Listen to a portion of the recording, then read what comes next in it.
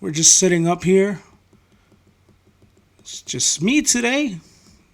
Crew ain't here at the moment, but like I said, this is a special podcast I have for y'all today. It says here the internet could totally see us.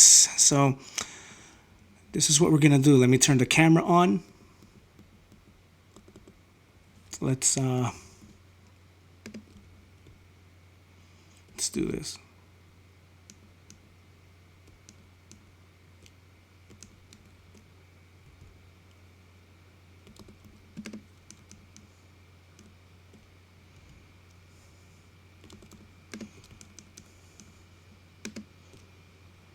All right, there we go. Okay, cam is on. And now we're going to hit that music for y'all. So let me hit my mute switch here. And we'll be on, folks. We're going to do this live, baby. Live.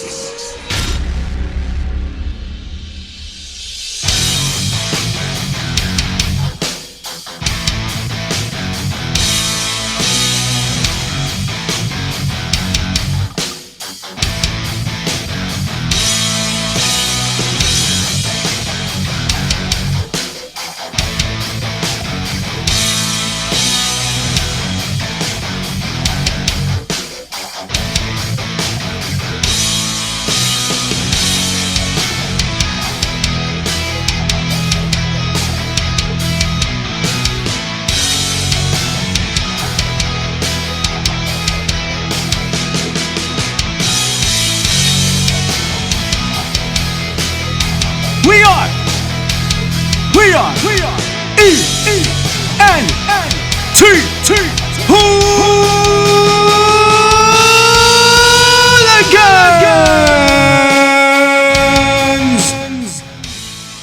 What's going on, ladies and gentlemen? I am your host, the one, the only Baby Boy, here with another edition of something we like to call the Wrestling RampWay podcast. It's a throwback to the old WCW days. The chat room is open. It is what we like to call Casual Tuesday here on the channel. Folks, I am here. I am alive. I am ready to go. And as you can see, as you will hear in a moment's time, I have a very, very, very special guest for you guys. You're definitely not going to want to miss this. So I'm going to let you guys just file in. The chat room, like I said, is open. You guys can chat me. You guys can send a holla, a shout out to our special guest whose voice you will be hearing, like I said, in a matter of moments. But before we get to that, I just want to let you guys know down below on that descriptions box you can find links to our social media pages such as Twitter, Facebook. You can find my personal Twitter as well, where you can DM me. And I'm sorry, no personal Facebook of my own, but you can, yes you can, sub to the Facebook ENTHooligins page. You can also find links to our Apple Podcast, Spotify, and so much more. Anchor, such a hub, folks, where you could listen to us on audio on demand if you necessarily don't want to look for the video on demand here on YouTube later on, if you happen not to catch us on this live stream. Also, my SoundCloud account, my colleague Ness's SoundCloud account, right there for you for your ears' pleasure. It's a music-gasm for all. And there's so much more, like my Mixer page, where you can tune into my video gameplays occasionally. So, like we like to say, this is a hub for you, for me, the entertainment hub for all, ladies and gentlemen. We are ENTHooligins. And to get this out of the way, I want to send a shout out to everyone who's going to file into the chat room, filing into the chat room. A shout out to my mom, a shout out to my dad. What's up, guys? How y'all doing? A shout out to my whole crew. Crystal, what's going on? Boogie Boogs, Ness, Eddie, what's going on, brothers, sisters? This is all good, man. It's all good in the hood. It's all about the love. Shout-outs to Nancy. Shout-outs to the people from Misha's Music Element. A special shout-out to Chris. All the Chris's that I know. And a shout-out to Anthony. Shout-outs to Tony. Shout-outs to, I feel like I'm missing people. Cynthia. Carl, DJ, DJ Carl Smith! Castratus in the house, baby! Thanks for your support. Thank you. And if I'm missing anybody else, I'm sorry, very sorry. I'm just too hyped up, y'all. This is too much to handle, too much to take, y'all. But now that that's out of the way, I'm gonna let our guest introduce himself. Take it away. Well, howdy there, folks. It is your old pal Casey, otherwise known as Casey Schofield. I am here live on the PodCast, baby. I like that. And it is great meeting you guys, man. I'm so excited to be here, man. We got a lot to talk about here today, man. And I tell you, let's get started, shall we? Let's get started indeed. He's ready to go. He's ready to run those ring ropes, ladies and gentlemen, aren't you, buddy? That's right, dude. Ding, ding, ding. All right. So, first things first, I'm going to allow you to tell everyone a little bit about yourself, who you are. Invite them a little bit into the personal, if you may, but don't get too personal, though. There's some things that are best kept secret. Oh, absolutely, my friend. So, my name is Casey Schofield. I'm 29. I am an artist. I'm a podcaster. I'm a writer, an audio producer. Not officially on paper. I know everybody likes to have that piece of paper saying, well, I'm this, I'm that, and blah, blah, blah. Well, sorry, son, not here today. So, I was one of those kids when I was real little, I would kind of make up these characters in my head, different voices, that sort of thing. Well, when I was about 9, I discovered that my little boombox I had could record. And I made my very first audio drama. 20 years later, that would turn into 2 audio dramas, a handful of creepypastas, 3 novels by the time I was 17. And one of those audio dramas, as a matter of fact, Jaws for Windows is a Murderer, that went all over the world. And for what we are here to talk about today, 2 decades of audio wrestling history. Now, let me ask you, what inspired you to venture into this?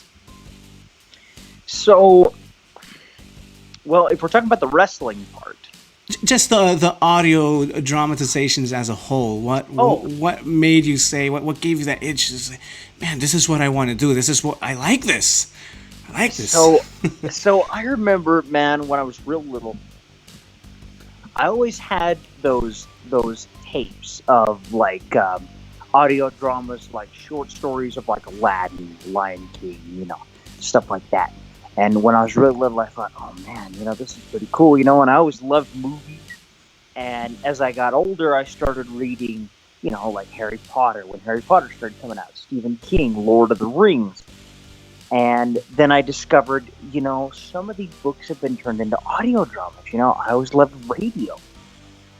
And I thought, man, I can do this. But I started with almost nothing. Like, I remember I would get sound effects from like TV shows, movies, and I'd sit there with my little tape recorder and I would record these shows, and then I'd take them over to my dual cassette player, and I would mix these in to the tape I was recording on at the same time I was telling a story, so that it sounded like an audio drama. It started off, very simple, very easy, but it made sense. It's amazing, right? How almost seemingly out of nothing you find the love for something that you just attach yourself to, kind of like an octopus, right? Just with the suckers on its tentacles, just yeah, definitely, man, definitely. It's like you find something, and at first, in your mind, especially when you're young, like I was, you think, hey, this is neat, this is pretty cool, and your parents think, oh, well, you'll grow out of it eventually. Yeah, it's just a phase. Well, guess what? I'm almost 30 and ain't grown out of it yet. So Deal with it. How did you fall in love with wrestling? Oh man. So I remember I was about 9. The first wrestlers I saw on my TV screen was The Undertaker, Stone Cold Steve Austin, and The Rock. I was watching an episode of Thursday Night SmackDown. I think back then it was, I can't remember if it was on UPN back then. Yes, UPN. Yeah. It was on UPN. Came on 7 o'clock Thursday night here in the state of Utah. And, because I saw this, and at first, honestly, I saw it and I was like, man, this stuff's kind of lame. You know what I mean? Like, well, because, I didn't get it. Because, you got to understand, I was a huge NBA fan when I was a kid. Utah Jazz, Karl Malone, John Stockton. Yeah. Oh, yeah, Karl Malone, John Stockton. The best Hornacek of the NBA ever. Yeah, Hornacek, All-Star Tag. Yep, Jordan, Pippen, Kukoc, Longley, Dennis Rodman. Antoine Carr. Yep. Mad Dog. Okay. Oh, yeah. And I remember Hot Rod Humley was the main commentator for the Jazz team. It was Hot Rod and Ron Boone. And that was kind of part of what started getting me into this commentary thing. But then, my cousin Casey, because both of us were named Casey, he was Casey Allen, I was Casey Lee. All right. That's what they called us. And so Casey Allen, he starts watching wrestling. And at first I thought, man, this stuff's kind of stupid. But then I sat down and I started to watch. And I thought, wow. I mean, at first, like many people, and admittedly for a long time, I thought that stuff was real. You know what I'm saying? I thought that stuff was real. But I started watching it and I'm like, man, this is, it took a week and I was like, man, this is cool. You know what I mean? And I remember what made you believe it was real? Because it just seemed back then in the midst of the Attitude Era. I mean, we're smack dab 2.5 years into the Attitude Era at this point. We're going full blast. And everything was just such high drama. High intensity, I mean? Yes. Just high intensity. But it had the realism, enough of the realism, I should say, to where I thought, wow, no way this is fake. This has got to be real. This is cool. And I believed it because the characters were believable. Nothing was scripted. They just said, we'll give you a basic idea of what you got to do, then go out there and say it. Bullet points. Yep. And dude, you believed it. You believed it because you felt it. The passion was there. And you knew it was real. Mm-hmm. You know what I mean? I thought it was real. And I wish I could still believe it was real. You know what I mean? I know, I get you. But a lot of us know the business now. Yeah, oh yeah, I know. And you know what? A part of it kind of bums me out because I wish I didn't.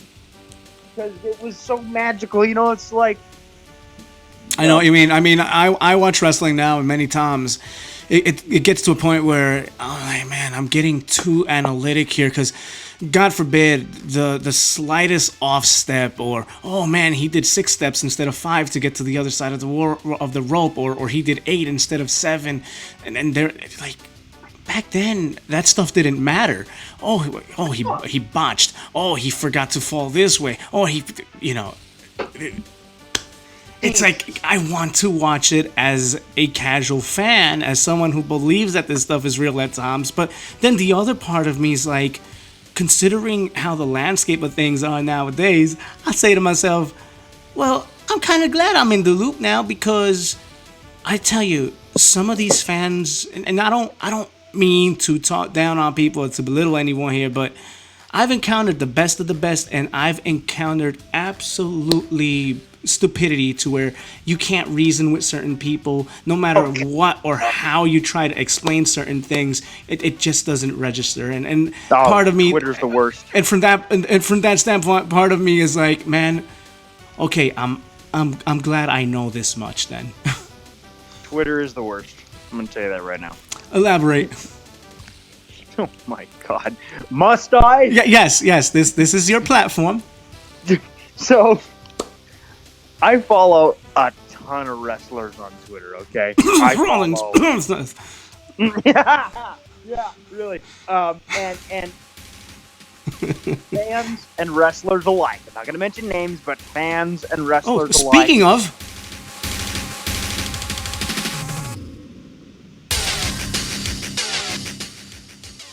go on.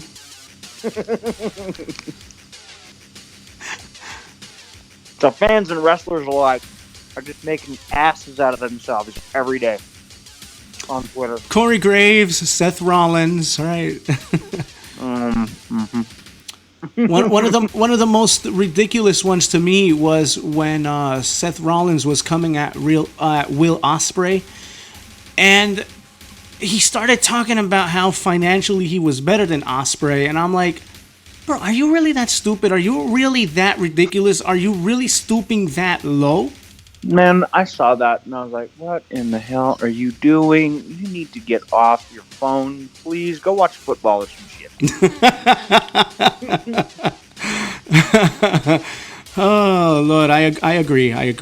I mean, I'm not judging the guy, but it's like if you put it out there... No, he asks for it. He asks for it. Yeah. So continuing on with your journey and your love for wrestling, though, now let's go to this concept of audio wrestling and what propelled you to start doing that. So it was Christmas Eve of '99, and I was with my stepfamily, and we were over at their grandparents' house, and we were doing like where the family gets together, we sit in a circle, we open presents, right? Mm-hmm. And I had two in front of me, and there was a small one, there was a big one, and they told me, open the small one first. So I said, okay. So what it was it was a rubber Rock Dwayne Johnson action figure. Uh-huh. It was about maybe 6 inches high. I'm glad you said what it was, because if you just left it at rubber, I was going to say, wow, you were getting those at that age. That's but it was one of those action figures that had the signature on the back. And he came with a little garbage can, and I thought, oh wow, that's cool. You know what I mean? No. The Rock was my first wrestler, and then I opened the second one, and it is The Rock and Billy Gunn double pack. And The Rock had a little vest on, a little watch on his wrist. I had that one actually too. I still have that Rock figure, dude. I think I do too. If I look, I just, boy, did I collect those figures too. Oh, I did too, and boy, did I break them. Yes. But The Rock and Billy Gunn were my first action figures. And by Christmas Day, I had a box of weapons, which included crutches, a Titantron, a casket, the sledgehammer, chair, the wheelchair, a Vince McMahon figure. I had a double pack of Road Dogg and Billy Gunn. I had a ring. And my brother got some action figures too, Steve Blackman and a couple others. And that is what started, at least on our side, this object wrestling thing. On our side. The reason why I say our side is because there was more than one guy in town. My buddy John Nation, Johnny. May of 1999. On Mother's Day, as a matter of fact. He's very famous for saying this. He got his first action figures. But he was a little different. He got a Ric Flair action figure. The old rubber ones that World Championship Wrestling used to put out. Were they the ones that were immobile? Yeah, they were like the big rubber figures. I have those. Yeah. I even have a Jimmy Hart one. Dude, I'll bet those are worth some big bucks. And he was also a huge X-Men fan, and he got this big, bulky. I think it was was it the Wolverine action figure? What are you looking at, bub? yeah. Titanium. Yep. Adamantium. Wow. Yeah. And he named that character Clawman. And the other one was Flair. So you had the beginning days of what would become what it is now. And it was this underground wrestling thing, but it wasn't quite born yet. Not until a third guy would come on the scene. His name was Clinton Waterbury.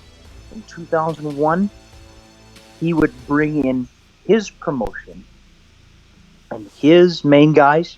He had a Rob Van Dam action figure. He had a Booker T action figure. He had a Kane action figure. Hogan. JR. He had a guy named the Cyborg and a huge Star Wars robot named the Droid. But see, this is very important because these characters would become legends. We unknowingly started something that is still continuing to this day, and this was the beginning days of the audio wrestling movement. Talk about the struggles, trials, and tribulations. So, you got to understand kind of how this started. So, on both sides, we were just kids, all four of us, you know. Myself and my brother were a little younger than John and Clinton, but only by a couple of years. Okay. We were teenagers with cassette recorders, you know, the little Walkmans. Yes. And that was all we had. We did not have this fancy technology. We didn't have the idea for the crowd.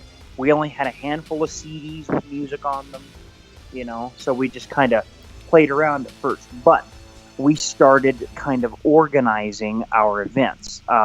John and Clinton named their organization. John's was called Takeout originally, and Clinton's organization was named Fury originally. Okay. So, two promotions. Fury, yes. So Fury and Takeout would kind of set the ground, kind of build the foundation for what we have now. And we would see big battle royals. We'd see fights between Flair and Cyborg and Clawman and the Droid. They were famous rivals back in the day. And we still have all this stuff in our archives. But, you know, back then, you know, they weren't names, you know. Nobody really knew who they were. And then, of course, on our side, on my brother and I's side, The Rock was our main guy. And then I got this big remote control robot in like 2001. I named him Commando Bot. He was this big robot. He had a claw arm, you know. And keep in mind, you know, this is all done with action figures. Right. Like, you know, like, you're probably thinking right now, okay, so what? You know, who cares? You guys like to play with toys. But here's the thing, though. It went so much deeper than that. But you have to start somewhere, and we did. And those early days were just kind of starting the days of the competition, starting the days of what this would turn into. And by the time we got to 2005, Clinton and Johnny had been competing with each other since 2001. My brother Brad had gotten out of it in September, October of 2004. So Brad and I never really got to record anything on tapes, really. We only have tiny little clips. Sadly, Brad and I never really taped much of our stuff, and I kind of wish we had, because we had some great ideas. We had upgraded our rings a little bit over the years. We got, you know, some new arenas. I had the Metal Vengeance arena, and he had the SmackDown arena, you know, with the big ring. Yes. And dude, they were so badass. And you know, but again, we never really recorded any of this, and I wish we had. But Clint and Johnny did. But so anyway, I'm getting a little bit ahead of myself. So we go to December of 2005 now. And John and I have been good friends for since 1995. And hell of a friendship. Absolutely. Clint and I have known each other since 93. So, if that tells you anything. Sacred, man. Value that. So, I'm talking to John on the phone. And John says to me, he goes, Casey, why haven't you ever recorded any of your stuff, like, solidly? And I says, I don't know, John. I just never really thought of doing that. Uh-oh. Well, folks, let's see what happened here. Skype just dropped on us.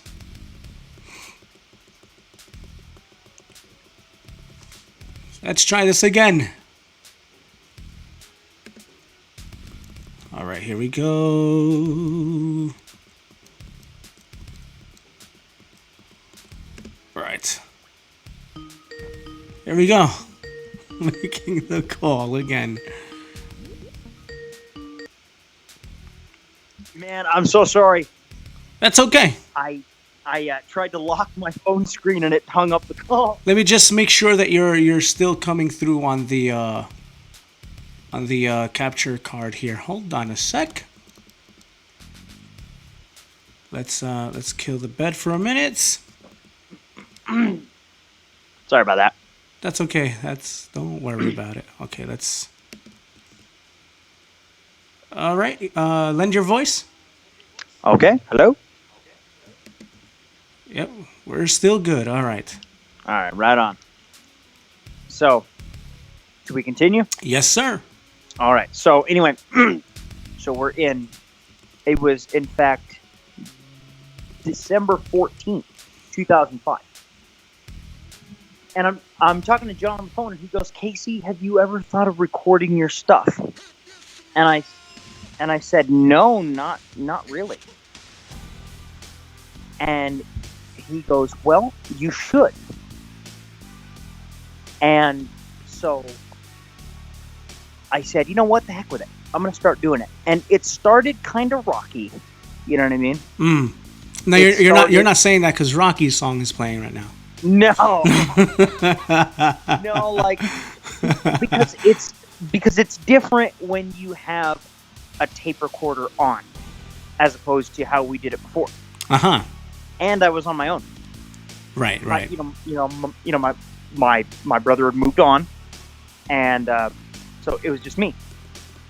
But John was telling me about him and Clinton, and how the angle between the droid and Clawman was real hot, and Fury, Clinton's promotion, and John's promotion, he had renamed his promotion EOW, Extreme Object Wrestling. Okay. In summer of 05. So, John was rechristened, and I thought, oh, competition, huh? And at first I wasn't taking this too seriously. Like, at first I called this, the WWE. At first. Right. I didn't really have an identity. You know what I mean? Right, yeah, understandable. And at the time, Commando Bot was our main guy. He had a 4-year undefeated streak. He was WOW champion at the time. And we're now in January of 06. And Commando Bot had beaten everybody there was to beat. There was nobody left who could beat the giant robot. I'm waiting for the until February 2nd, 2006. I was at the store with my mom on a mandatory supervised visitation. I was 16, or almost 16. And I saw these things called ring giants. Did you ever have any of those? No, to be honest. They had a bunch of them. They had Triple H. They had Ultimate Warrior, which is the one I bought. And love the Warrior. Yeah. Interesting. Despite all of the controversies, I gravitated towards him as a child, and I was more a Macho Man Randy Savage guy than a Hulk Hogan fan. Agreed. But I did like the Hulkster. Undeniably. Oh, yeah. So anyway, I bought this figure. Well, actually, as a matter of fact, there's a story to this. So we were standing in the store, and I was telling the manager, I said, well, sir, I'm looking for an action figure, preferably like a wrestler or, like a mutant or something, who's like big, who's like maybe 14 to 16 inches tall, big, bulky. That's a big guy for, wow. And he comes up with this Ultimate Warrior ring giant figure. And I started feeling it. And I was like, wait a minute, wow. Because, the robot, Commando Bot, the action figure was like 15 inches high. And so I thought, wow, this is cool stuff. Someone that could actually match up with him. Exactly. And like in the wrestling world, in the imaginary world of this pro wrestling stuff, we're talking like 15, 20-foot giants, man. We're talking like colossal human beings, like guys that can throw trucks and ambulances and shit. Mm-hmm, you know what I mean? Uh-huh. And we named him Poison. Uh-huh. The first giant, the first piece of competition who could match up to the great undefeated WOW champion and the winner of the 06 Royal Rumble, Commando Bot. Uh-huh. And that night, tell us about February 2nd, that night, February 2nd, 2006. Tell him, Hawk! Poison would come out. They would compare him to the mighty Commando Bot. And Poison would lay out a challenge to Commando Bot for the WOW title. And in the main event of that show, for the first time since 2001, that robot had competition.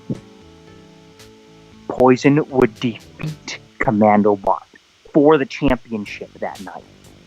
And a whole new era would start. And you also got to understand, too, once Poison came in, it shook Clinton and Johnny to the core. Because they had been relying on the same formula. Clawman and Droid, Clawman and Droid, Clawman and Flair and, all them. For about 2-3 years. And then, about a month later, we would bring in another giant. I found another one. I found a bunch of these, but we would bring in Poison's brother, Killer. So now we had 3 giants. And then pretty soon, we would have Corpse. We would have Compactor. The landscape was changing. Yeah, the landscape was changing. And then we brought in a manager to bring in the normal guys, because the giants were kind of overshadowing it. So I brought in this character named Jim Gormack. Uh-huh. He was our first manager. He was the heel manager. He came in April of 06. He formed what was called the GWA, the Gormack Wrestling Alliance. It was one of our first factions. And in June of 06, we officially changed our name to simply WOW, World of Wrestling.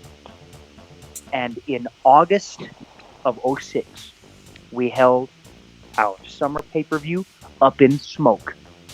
The matches on that card were The Undertaker versus Paul Bearer, Hell in a Cell. We had built up that. We had built up the GWA faction versus the WOW faction in a big, huge 2-sided battle royal. And the main event of that card was Poison, who at this point was really famous. He was playing a madman character. He would call himself God. GWWWWOD. Okay. God. An insane madman who thought he was like the end all be all. And of course, when you get a giant, who's crazy and just blasting through everybody, it's pretty damn cool to see. Right. And Corpse, of course, at that point, he was the leader of this giant army. They were called the BGW, Big Giant Wrestling. Mm-hmm. And it was Poison versus Corpse in the main event. And if Corpse won, Poison would have to join the BGW. Poison would win that night. This grew, and it grew, and it grew. For the next 2 years, Johnny and I competed. We bought out Clinton's company in December of 2006. Clinton gave us all of his guys. The Droid came to WOW. Clawman came to WOW. Poison and Jim Gormack, they went over to EOW. John, in June of 2006, he formed a way for us to track the ratings. Best Moments, he called it.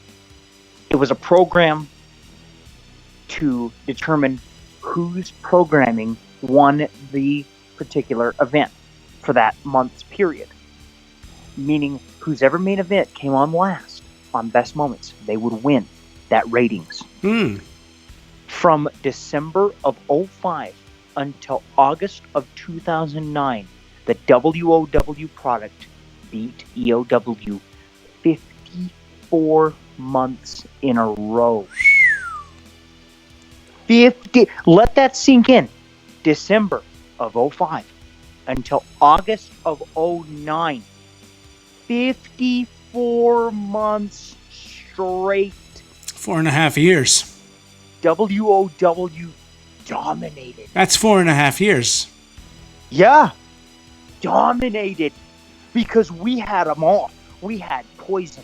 We had Commando Bot. We had Jim Gormack. We had the Giants. We had, the normal guys were starting to come up in 2007. You had guys like Chris Masters, who I had seen on WWE programming, but I loved him. And I brought him in. I wanted him to be the Ric Flair of WOW. Dude, I'll give you an idea as to what we brought him in to be. Go ahead. I wanted him to come in, but I wanted him to come in as my own character. I hated the way they portrayed him in WWE. So I made him my own complete character. From February of 2007 until his retirement last year in August of 2018 at Evil Blood. Do you know how many championships that man won? Go ahead. 19. Hell of a stretch. And way better book than what those guys would have done, I'll tell you that. 8 from EOW. 11 from WOW. That's amazing. That's amazing. Two broken backs in 1 year. In 2007, you started to see guys like Gravedigger, like Masters, like Demon, like Master E. All these guys start to come in. John would take ideas from TNA. He would bring in Relic, Judas Messias, Black Rain, all these guys, and he formed a faction called Hell's Army. Also known as Dustin and Goldust. Exactly. But he brought them in as two separate characters. That's amazing. And I'll tell you this. I'm listening to all of this, and I'm pretty much envisioning and just in my head, right, just painting the creative structure of all of this. And I'm saying to myself, how the hell is this better than what we're seeing in WWE today? I'm not saying in wrestling as a whole, because notice I'm not mentioning AEW or New Japan or any of those, just specifically WWE, because they're a mess. Let's face it. Yeah. So I hear you speaking of all this and all the creative process and all the behind the scenes that went on, and it's so much better than actual WWE. Right. Dude, so by the time we get into mid 2008, we have musics. I have a way to get us pyro, play it on a separate tape. We have crowd sound effect. We acquired that in 2006. We have multiple tape players. We would hook up a pair of computer speakers to a Discman, to a Walkman. We'd play the entrance musics. By May of 2008, the stage was set for this thing to go to the next level. I was 18, just graduated high school, and Johnny and I had a plan. We've been planning this for a couple of years. We would finally see it on one stage. It's a time in our business known as simply the war. Which consists of? It was WOW versus EOW. Same place, same time, every show for the next 14 episodes over a period of 3.5 months was all interpromotional. Titles going back and forth. Rivalries going back and forth. Betrayals. Defection. See what I mean? Yeah, though you can't even write half of that. By the time it was over, it had become one of the most legendary things in the history of this business. But that led us into something else. Guess who decided to come back in November of 2008 after over 2 years? Clinton. Clinton saw how big this was getting. He came back and we did an event called Fury One Night Stand. For the first time ever, we would see WOW, EOW, Fury, all in one place, one room, under one roof. We saw Fury's top guy, the Droid. So you guys were basically doing All In before All In was done. Yep, 11 years before. So the Droid from Fury, Clawman from EOW, Commandobot from WOW in the main event of Fury One Night Stand. Didn't get any bigger than that. It is still talked about as one of the most legendary times in the history of what we do. Tell us about the digital world and stepping into YouTube. And before you do that, I'm going to give you the opportunity to plug your YouTube channel. And I have it listed down below in the description box too, by the way. So awesome. And also, you can find a lot of this content, just a fraction, of course, but you can find a lot of this content below on my YouTube channel. It is we have documentaries, we have matches. A lot of those documentaries are real fascinating because it tells a lot of these stories, and you get to hear clips of what it was like back then, building up to now. But so we still had a whole nother year, 2009, to go through. We would see factions like the new faction that I formed right after Fury One Night Stand, LOW, the Legends of Wrestling, which was based off of the Main Event Mafia. The only difference was it wasn't led by Kurt Angle. It was led by The Rock, Dwayne Johnson himself. It was The Rock, Stone Cold Steve Austin, Scott Steiner, Kevin Nash, and Booker T. LOW, Legends of Wrestling. And they would go against Operation Black Fist, led by a character based off of a good friend of mine, Eric Link, Master E. He was ex-military. He would lead his army in. And I can't remember who was all on there. I think it was Cena, Lashley, Shelton. I can't remember who was all on there. But just amazing stuff, man. Amazing stuff. But this was all before we went digital. John and I had a falling out in August of 2009 because John believed that I had sabotaged the war a year before in my favor, which was true. I did, because I was kind of greedy, you know what I mean? But I'm a competitor. And I want to win. So, Johnny and I kind of had a falling out for a little while. That's wrestling, folks. So, yep, it is. It is, man. Sometimes you backstab. That's just how it is. I don't care how pure a heart you are. Yeah, it's wrestling. But, so after August of 2009, we took a break for a little while. We wouldn't be seen again until January of 2010. And during that time, I saw a problem. I ran into a problem, and that problem was it's getting very hard to find cassettes. So Clinton came up with an idea. Why don't you guys buy digital recorders? Turn this digital. I bought one of the best digital recorders you could find. At the time, it was called the Plex Talk Pocket. It was an accessible voice digital recorder meant for the blind. And came with a 2 gig SD card. And in January of 2010, WOW made its grand return, but we came back digital, which gave us huge advantages. Because now, you gotta understand, now we didn't have any time restrictions. We could make these matches as long as we wanted. Yes. We would start seeing matches that lasted 45 minutes in length. New Japan-esque. Yep. And also, of course, as time goes on, the roster moves on as well. We started seeing guys like Josh Aragon, like his brother James Aragon. You know, we would start seeing new characters, Arturus. And with that, with digital, also came the internet, Dropbox, Skype, new connections, meeting people. It first started with a buddy of mine out here named Blake Galbraith. He brought in BWW, Brutal World Wrestling. We would be introduced to guys like Sean and Jacob, the Twins of Terror. I like that name. The Kingpin, like Bulldozer, like Sir Cadigan. I think I'm familiar with that one. I think you are as well. Then in 2011, I met a man from Kentucky named Aaron Reed.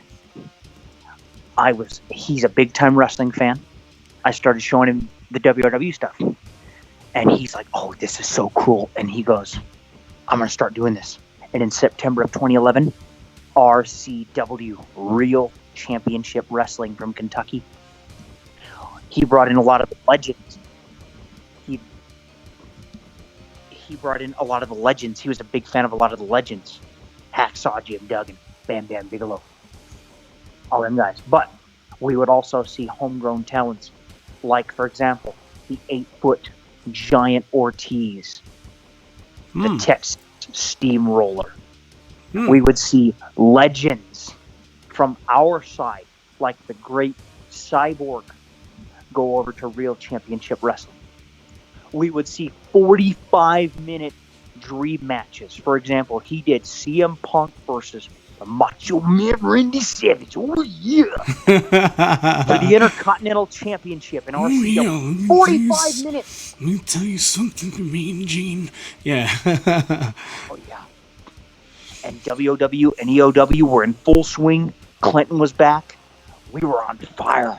We had 4 companies going. We would drop each other's content to each other over Dropbox. Best Moments was still going. Now, it was Best Moments 50, 60, 70, 80. And then in 2011, 2012, a new concept. My brother James Aragon would bring in his own company, AMW, American Marvel Wrestling, the only organization that used superheroes as characters. Right, so Spider-Man, X-Men, I assume. Yes, the Marvel universe. Badass. It was so badass. It was so badass and so creative. And then in 2014, DMW, Death Metal Wrestling, out of Michigan, my buddy Tony Gebhardt. We'd see guys like Kevin Blood come in. We've seen guys like Hurricane Benjamin come in. This thing was taking off. It was huge. It was a big fucking deal. And then, as everything was on top, everybody was going full swing, I decided in August of 2015 to step down. One of the biggest promotions, WOW, if not the biggest promotion, undefeated for 4.5 years, decided to step down. What happened there? Well, a few things. I wanted to try my hand at something else for a while. Okay. I was always a writer. I'm a very passionate person at what I do. I love writing. I love words. I love books. I wanted to get back into what I was originally doing. I wrote an audio drama, a 6-part audio drama called Jaws for Windows is Murderer. It took me about 2 years to do. This would be from maybe June of 2015 to December of 2016. 6-part audio drama that went all over the world. There isn't a blind person that has not heard of this audio drama. I believe you're right. I do believe you're right. But right in the middle of this, April of 2016, I noticed I was starting to get sick. Uh-oh. I was literally standing right here at the sink, doing dishes. Right here at this sink, doing dishes. And you know how you, like, sometimes you instinctively, touch your face, you know what I mean? Touch your eyes, you know what I mean? Yeah, just for the hell of it, yeah. Right. So I touched my left eye, and I felt a lump on my lower eyelid. And I thought, what the hell? And within 48 hours, it was red and swollen and full. And we thought initially it was pink eye. Now, my left eye was not the healthy eye to begin with, but I had thought, that it was just pink eye. So I went and got some antibiotic drops, and I thought, hey, well, it's okay. It's going to be all right. And it did clear up, but I was in a lot of pain. And I noticed over the summer, I got sicker and sicker, and I get tired. And I'm like, what the hell's going on? Like, and my eye would really hurt. And at first, see, like, I'm the man's man type. Okay, I am like, no, I'll just crunch up some Tylenol, it'll be fine. Right, there's nothing wrong with me. It's just.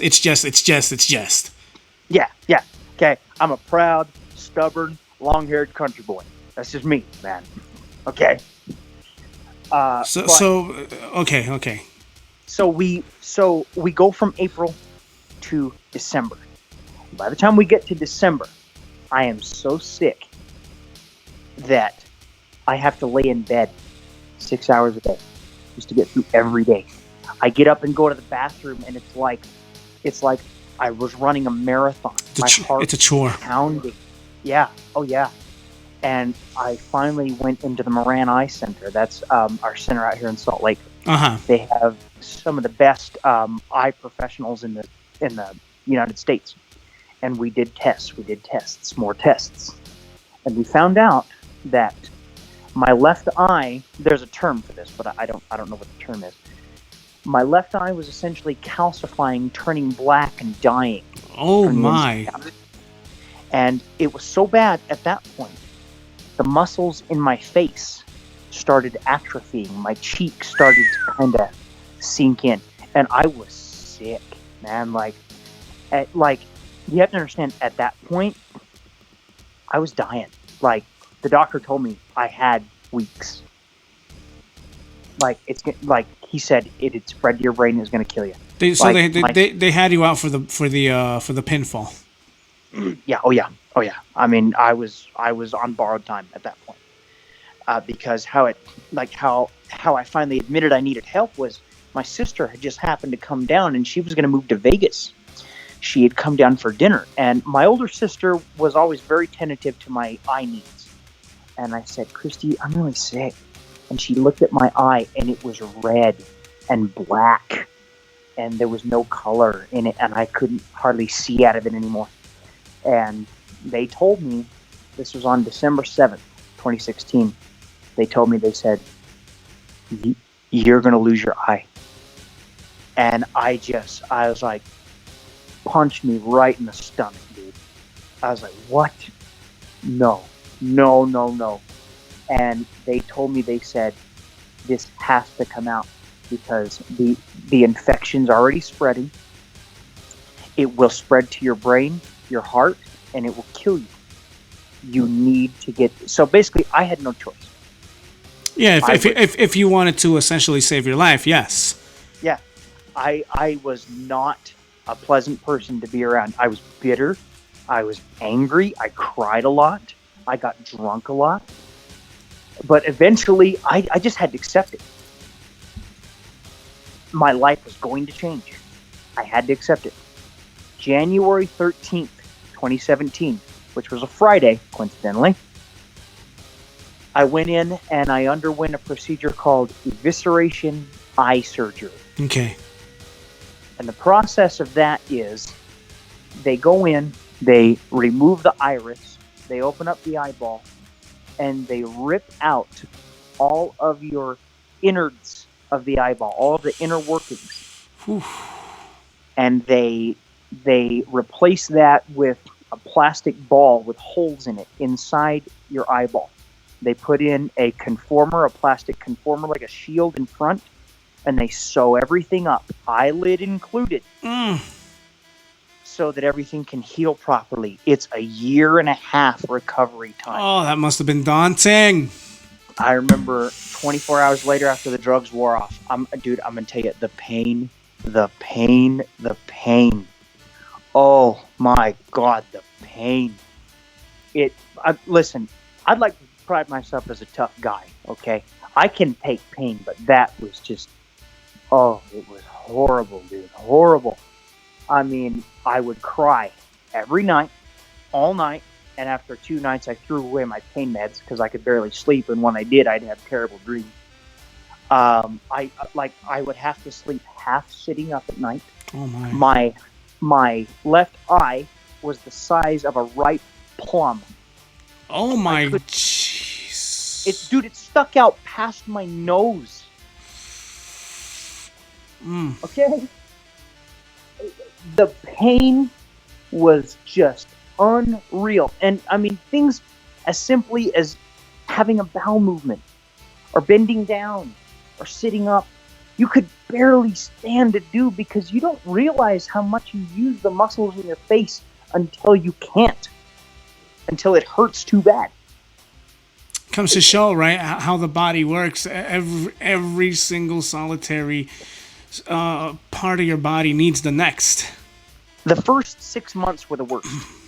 The worst, because even after a couple weeks after the initial pain wore off, the nerve spasms were terrible. Because I'd be sitting there, I'd be fine drinking my coffee or beer or whatever, and all of a sudden, wham! Just rammed a screwdriver right through the side of my eye socket. That's what it felt like, and I was like, out of nowhere. Yeah, oh yeah, just out of nowhere, just wham, and I was like, oh, and I just cry, and the emotional trauma.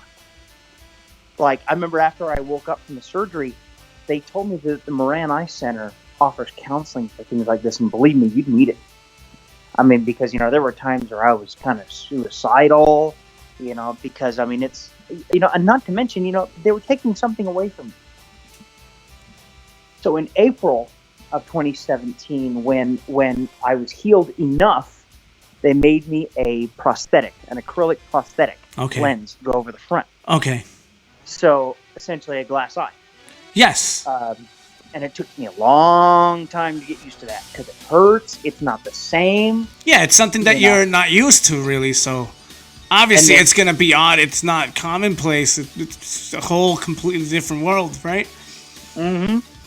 And then in June of that year, now I'm a big-time hiker. I love to hike. I love to camp. But let's just say in June of 2017, I was in no shape to do it. Okay, I just had the surgery in January. Okay, and I'm just gonna tell you again. This is not like, we'll fix your arm, couple of bolts and nuts, and tape you up and you're good. No. This is some hardcore, brutal surgery. Okay. This is not like a quick fix. I should not have been out there camping. I was out there with 100-pound backpack on, boots, hiking. But again, I am tough as it gets. I didn't care. I wanted to live my life my way. And there was not a damn thing in the world anybody was going to tell me that was going to stop me from doing that. I'm going to do this, damn it, and you're not going to control me. Exactly. And the second night we were out camping, my buddy Mike and I, we were out there. It was like 4 a.m. And I'm standing there, and all of a sudden I hear something in the trees. And Mike has a little bit better vision than I did. And he looks out and he goes, "Casey, don't move. It's a mountain lion, and it's 2 feet in front of you." This thing was 2 feet in front of me, dude. Oh, shoot. This 350-pound monster. This thing was in my face going, and I'm just like, holy shit. Dude, I think anybody would be, though. Dude, you gotta understand, in my position, I'm sick. Yes. I'm hurt. Yes. Like, I'm severely damaged by surgery. I'm like, there's no way. If I have to fight this thing, I'm going to die. And like, I kid you not, bro. I literally, I was like, Lord, don't let me die. Not like this. Not like this. And he started to back off into the trees. I had my gun in one hand, my knife in the other, you know. I was prepared. I mean, I was ready to go down and fight. Mike was behind me trying to unjam the 44. You know, I may have been hurt in that, you know, but I'm like, okay. Yeah, but it's for the sake of your own life, bro. Come on. Oh, yeah. And so he backs off into the trees. There's this cove of pine trees right there. So he backs off into the trees, and we start going forward just to kind of make sure because, see, cougars are predators. They hunt at night. And there was no way, you know, he might have been circling us for a while. You know, they ain't just going to go away. Eventually, he's going to attack. You know what I'm saying? Mm-hmm. So Mike and I go into the trees. And I step up behind Mike. And right as I do, here he comes, flying out of the tree at me and Mike. And I hear that 44. Boom! I mean, it vibrated me to my soul. And he hauls ass off into the trees. Oh, snap.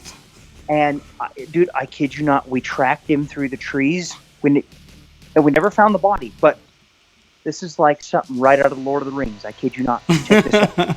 Go ahead. As the sun was coming up, we seen this flock of ravens.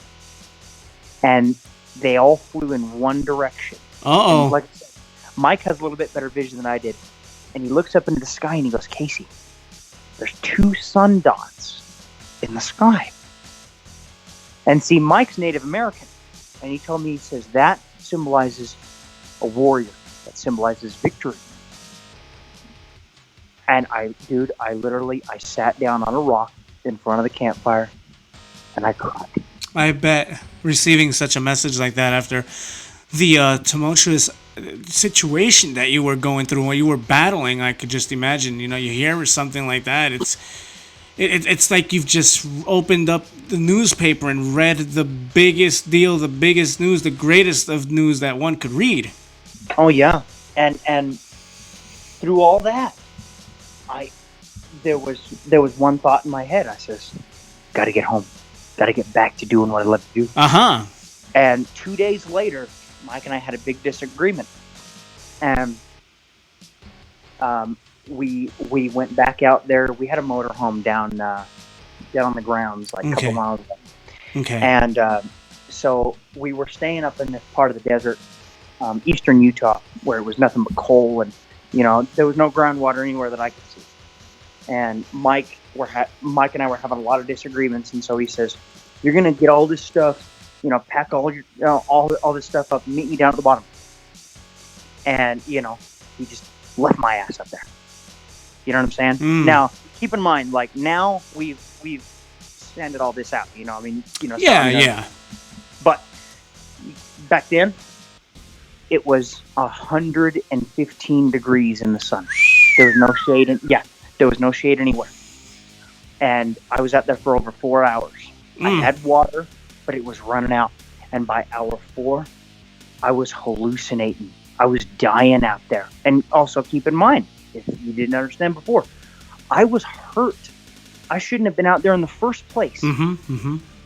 And so I carried my water on my arm, a pack on my arm, plus my 100 pounds of gear and tools on my back, down this mountain path, through these, you know, through this dry tumbleweed, all this, you know, falling, getting hurt, you know. And I told myself, I'm going to get out of here alive. I'm going to, you know, and it was so hot, dude, dusty, and I was sick. I was almost insane with, you know, delirium, and I was dehydrated and hurt, but somehow I dragged myself back down to camp. Mike's brother was there. He got me a train ticket back home.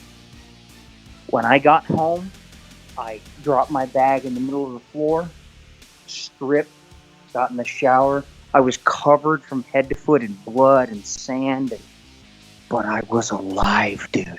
Which is which is the biggest deal of them all. You were still breathing. The heart was still pumping. Yeah.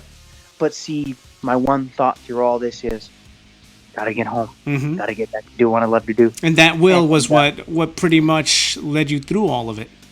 Exactly. Like, I was determined. And Johnny, fast forward about 7 months later in January, and got a call from Johnny. And we're in 2018 now. And Johnny says, hey, Case, I know it's been 2.5 years, but have you thought about coming back? And I said, well, I don't know. And he goes, Casey, you know you want to. You know you love this. You were the best at this wrestling thing. And he's like, but there's more, Casey. He said, I'd like for you to join our Hall of Fame. And I said, what? And he goes, Casey, you have a hero's story to tell. The best part is it's true. He says, you need to come back, tell that story. March of 2018, I came back. And WOW was in full swing again. But how'd that feel? Dude, it felt so damn good. I bet. But see, there was more on top of that. My tragedies weren't over yet. Let's go. I had met a lady on Tinder. Her name was Jamie in January. A month later, a couple weeks later, we decided to start dating. Okay. And I'm laying in bed one morning, mm-hmm. and you know how sometimes you just kind of feel your body, whatever. Yeah. You know, just instinctively. Yeah. Well, I was laying there, and all of a sudden I noticed I felt a marble-sized hard lump on my left testicle. Mm-hmm. Now, if you're a man, you know that your testicle isn't supposed to look like that. I don't think so. And that scared me because the first thing you see when you see any sort of strange lump is the C word.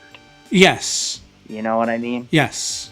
And so I'm doing a couple of WOW shows with Johnny, trying to push through it, but the inevitable was coming. I was doing tests, you know, mm-hmm. going to my doctor. We couldn't find anything. Mm-hmm, mm-hmm. So April 27th comes around. You know, Jamie's there for me. My family's there for me. You know what I mean? And my surgeon comes in and he says to me, he goes, son, I'm just going to be straightforward with you. He says, you might want to prepare for chemo and radiation. Because there's only been 2 men that have had what you've had in my 30 years of practice. And only those 2 men have not had cancer. The rest of them have. So your chances aren't good. Mm-mm. And it just broke my heart. But I said, what if I'm the third? What if I was determined I was not going to hear that? I had the surgery. They removed the left testicle entirely. Asked them why they just couldn't remove the lump, but they said because, you know, the lump's there, you know, the rest of it might be infected, you know, and there's really no way, you know what I mean? Right, to just remove that and just call it a day afterwards. Yeah. The whole thing had to be basically removed. Yeah, and then, of course, you know, they had to take it in for testing and all this stuff. Yes. So we're waiting and waiting, and that's the worst part is the waiting. And yeah, you're anxious. You're anxious, man. Yeah, and you know, my family, you know, through the prayers and the worries and everything, you know, and May 9th, I get a call from my Aunt Lori, and immediately I'm like, oh no, here it comes, and she's crying, and she goes, Casey Lee, we just got your results back, and I'm just like, oh no. And she goes, Casey, it's not cancer. Yes. I cried like a child.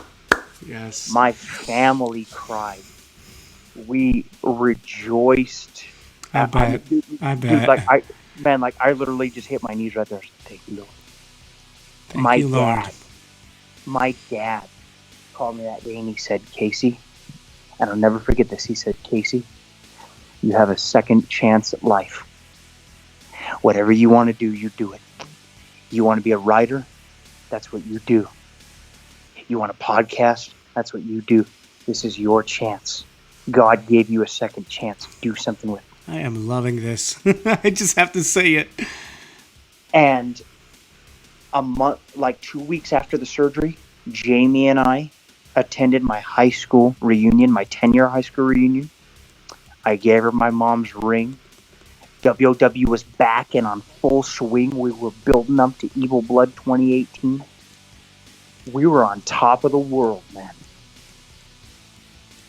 And at this point, the excitement of my shows increased because, shit, man, I was alive. Yes. I didn't have to worry about this. Yes. And in late July, I took my place in our Hall of Fame 2018 ceremony. I gave a 35-minute speech. And Johnny had to talk me into it all the way through. He says, Casey, if anybody has earned it, it's you, dude, because look at everything you've done in this wrestling thing. You've worked harder than anybody I've ever seen. You have a story that many people can never tell. This is your night, dude. Take it. And a week later, we had Evil Blood 2018. And it was the first Evil Blood that we incorporated my musical friends' talents. We had two of my friends' musicians that were a part of this event. This event was over 7 hours long. And Johnny, me, and Clinton, we called those matches like there was nothing in the world stopping us. And there wasn't. I had my life back. I had survived 2 surgeries within 15 months of each other. I dodged cancer, killed a mountain lion, wrote an audio drama that went all over the world. And, dude, I was back doing WOW because it's what I love to damn do. And the train ride just built. We went into 2019. We had podcasts that built up to Evil Blood 2019. We had 7 different artists on my podcast. You know, I had restarted my podcast. We had, like, a lot of my friends wanted to be a part of this event. So many people wanted to be a part of this event. This year's Evil Blood was over 8 hours long. I got to induct John into the Hall of Fame on his birthday. Look at that. And this, you know, and look at that. And then in September, we brought in Daniel and Nico for the newest promotion, NGW, New Generation Wrestling. This wrestling thing started from nothing in 1999 and has grown into something that is popular, that people enjoy, that people love to do. And Johnny's right. Nobody has busted their butt any more for this business than me. Nobody has worked any harder in this business than me. We don't get paid. We do not get paid to do this. I'm gonna make that very clear. I do not get paid a damn dime. I work my ass off. I commentate to the best of my ability. I will commentate until I don't have a voice because I love this. I have done this with that lump on my testicle that was painful. I've done this with full-blown pneumonia. I've done this just having my wisdom teeth ripped out. But I do this because I enjoy doing it. And I think the next and final step for me is 2 things. Number 1, I would love to have wrestlers, people that are actually in this business, who hear this stuff. And the reason is because why not?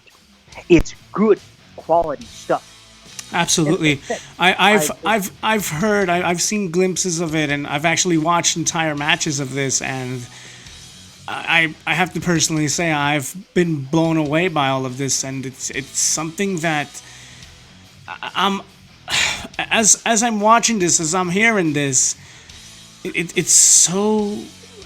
I mean, as someone who's an artist, my damn self, it's I could say it's perfect as can be. It's organized. It has passion. It has emotion. There's story elements there. Obviously, it makes sense. Things are linear. Things have a structure. There's a pattern. There's continuity. It's there. It's all there. Everything that you can want is there. And I think that in order for something to be successful and become just more and more and more and more successful, you keep on adding more layers to that cake. You keep adding more cheese to that lasagna. Exactly. You know what I'm saying? Exactly. And I have no intention to stop it anytime soon. And it's like I said, I have two goals in mind. Number one, I want the important people to hear this shit. I want pro wrestlers to hear this shit. Just simply, I don't desire to get famous or to sit here and say, oh yeah, well, I know this person and I know this person. That's not the point. That's not why. The point is to share this because I love this shit. Yes.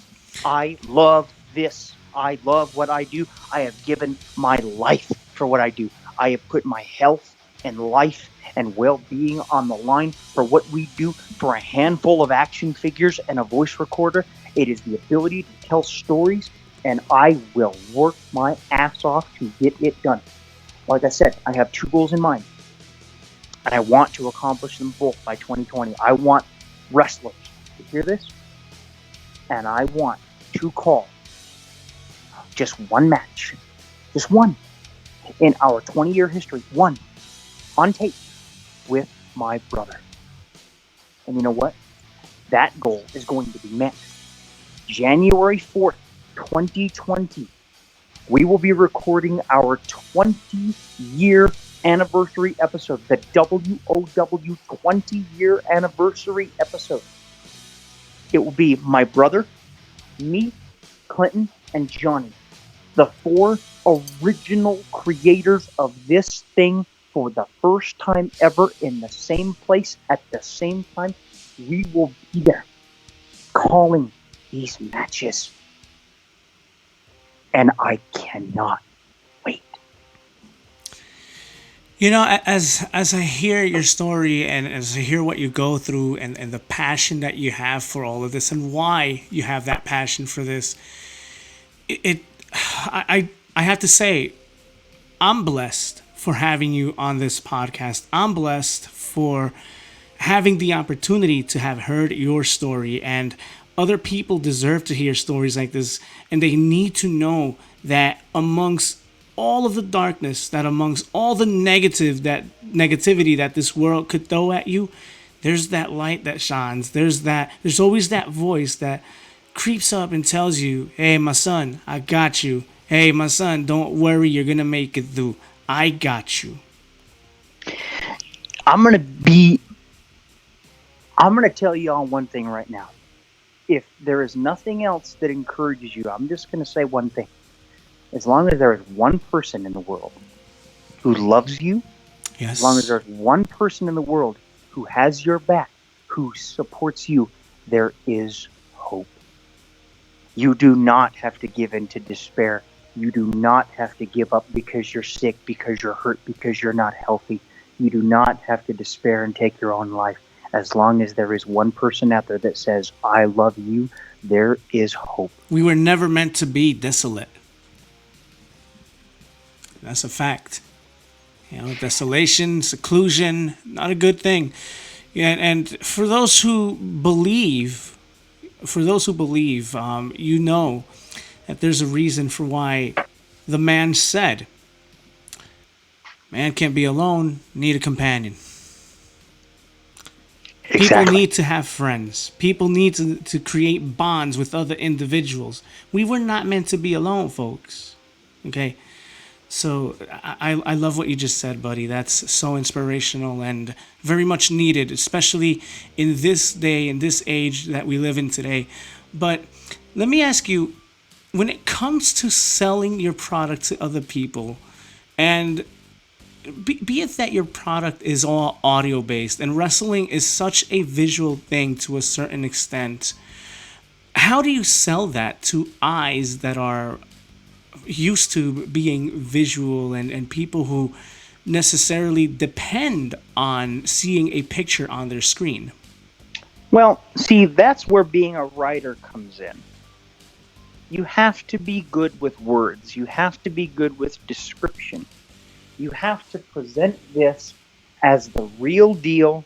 You have to paint them enough of a picture to where they don't need picture to understand this. That's how you do it. Immerse them in with the sound, immerse them in with proper verbiage, and make them feel that emotion. Paint that picture, and yeah. Because that's what I felt when I was watching this. And again, I'm using the word watching this, damn well knowing that it's all audio. But you know what? This comes to prove the fact, buddy. You don't need to see it with your eyes to necessarily watch something. No. There's more power in things that you see within your mind than what you could see with your eyes. There's more power within things that you could feel and see with your heart as opposed to the eyes. Because what you see is simply what you see. It doesn't change. But the power of what you say, the power of what you feel, power of what you can imagine is immeasurable. Absolutely. The spoken word is one of the most powerful things in this world. And a lot of people don't realize that until something important is said. Yes. And I wish it wasn't that way, because everybody has a story. Everybody has something to talk about. And if you have to use me as encouragement, then by all means, because in my story, I'm a stubborn country boy. I'm as stubborn as it gets. I absolutely point blank refused to quit, because I'm just not wired that way. Because I had goals, I had accomplishments, I had things I damn well wanted to do, and I was going to do them come hell or high water. Now, before we do conclude this podcast, I do need to ask you this. What is your concept of God? My concept of God is very simple, because he told us so, to keep it simple, childlike. He is my father. He is my protector. He is the best friend I could ever have. And if he was the only friend I ever had, I know I'm in good company. Amen to that. Amen to that indeed. Are there any... This is so powerful right now. Are there any shout-outs that you want to send to anyone? I'm going to tell you. To Clinton Waterbury. To John Nation. To James Aragon. To Tony Gebhardt. To Nico Smoove. To Daniel Solomon. To Aaron Reed. Boys, we've made it. We've done it. Our stuff is going to be heard. And how blessed are we to be in this modern world where we have technology like this. Indeed. Where we can basically reach out to the world and we could make a difference, and we could show people that it is possible to make it no matter what you're going through, no matter what your condition is, no matter what your living condition is, what your financial is. Exactly. And I'm going to say something else too. To any wrestling promotion out there, to the WWE, to Impact, to AEW, to ROH, to any of these promotions, I want to say thank you. Because it's because of the sport of professional wrestling that I fell in love with it as a boy, that I do what I do now, that we started this thing that we have now. We're not trying to make money. We're not trying to compete, so please don't sue my ass. We are just here because we're fans, and this is how we express that we love this business. We're blind. We just want to be a part of it. Amen to that. Amen to that. So thank you guys, all of you. We appreciate it. To all the stars who've given their bodies over the years. You're all my friends and family in my book, man. I like that. And I appreciate you. Honest to God and to myself, this has been one of the most inspirational, most powerful, and I'm not saying it because you're here. It's just the God honest truth. This has been a roller coaster of a ride. We've had laughs. We've talked about trials, tribulations. You basically gave a testimony here on air. Basically, is what you did, and this is something that I believe. Again, everyone, no matter if you're a sports fan or not, no matter if you're into wrestling or not, no matter what you're into, this is a story that I encourage everyone to listen to. Please share this. Please go on Facebook, share this. Go on Twitter, share this. Let people know about this man, because this man's story deserves to be heard. And you know, I have one more goal in mind. Go ahead, my friend. And I know in the likelihood it probably won't happen. But you know, ever since I was 9 years old and I saw my first heroes on TV, I have always wanted to see a wrestling show, a WWE show, an AEW show.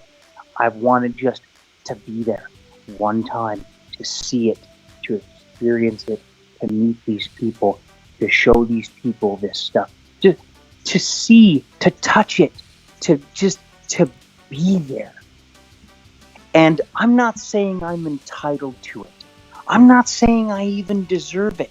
But don't you think, after 20 years of all this hard work and all these trials, wouldn't you think I've kind of earned my way to that spot?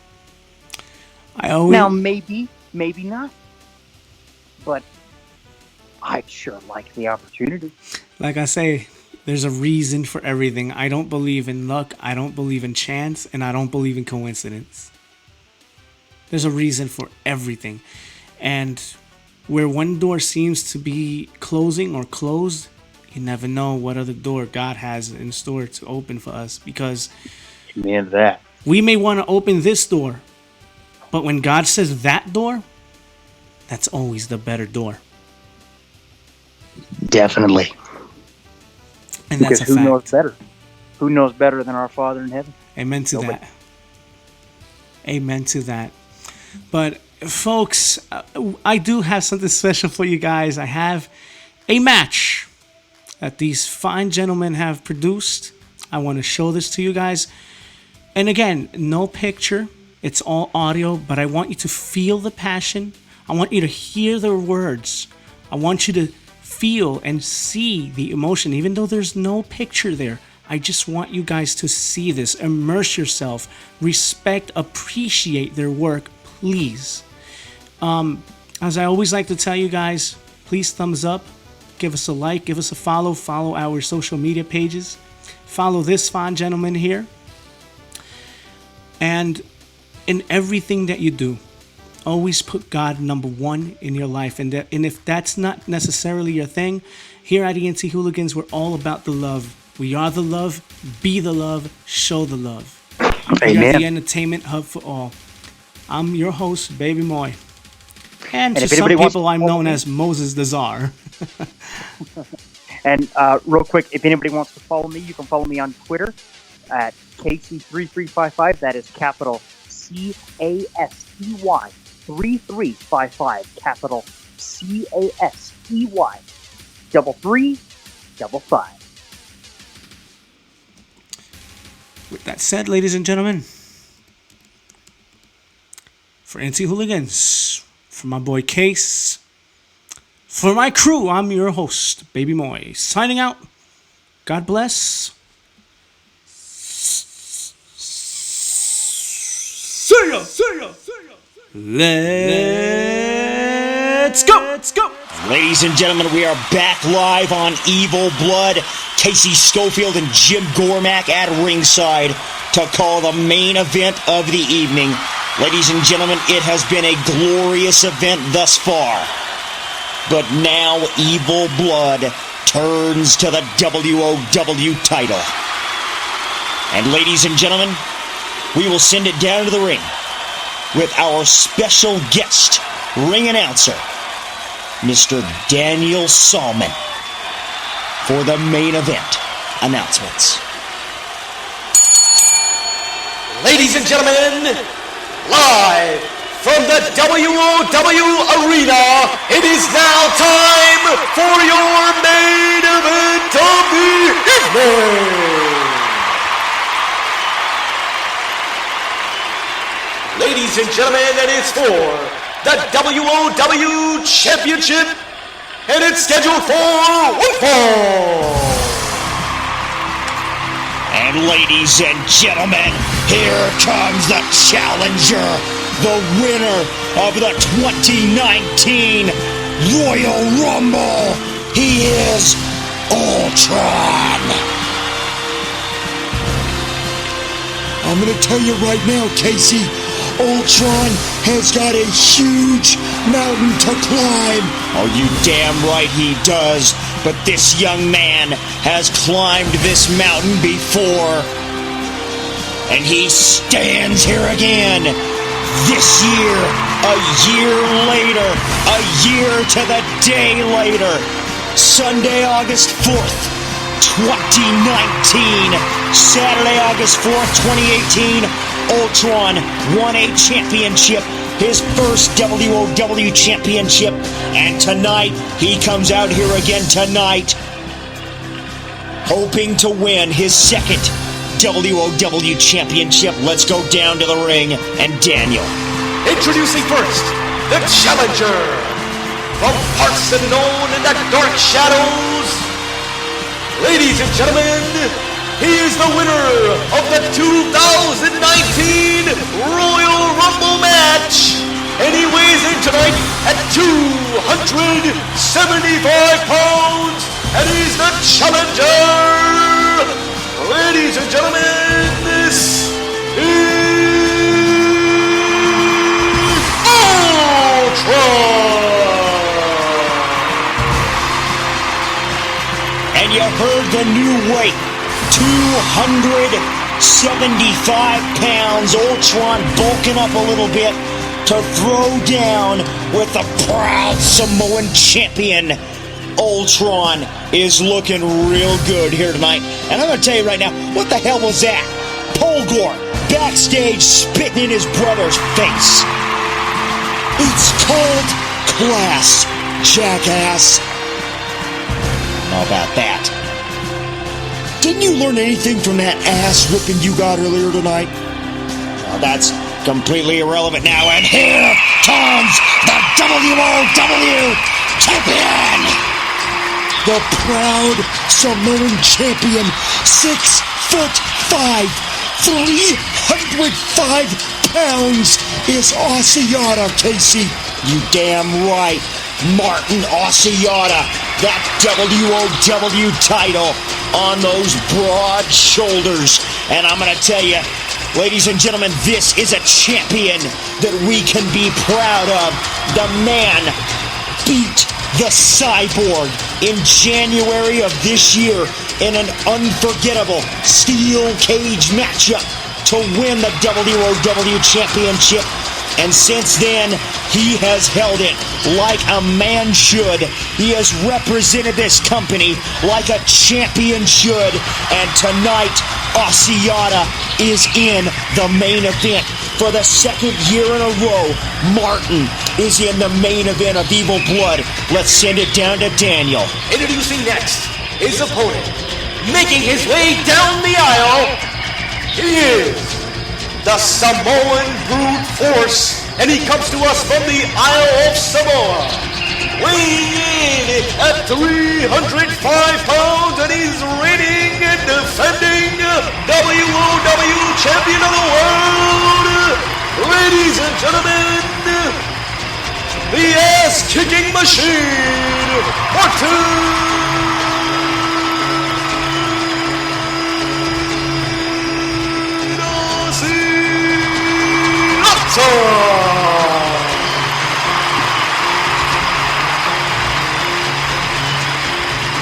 And I'm going to tell you right now, there he is right there.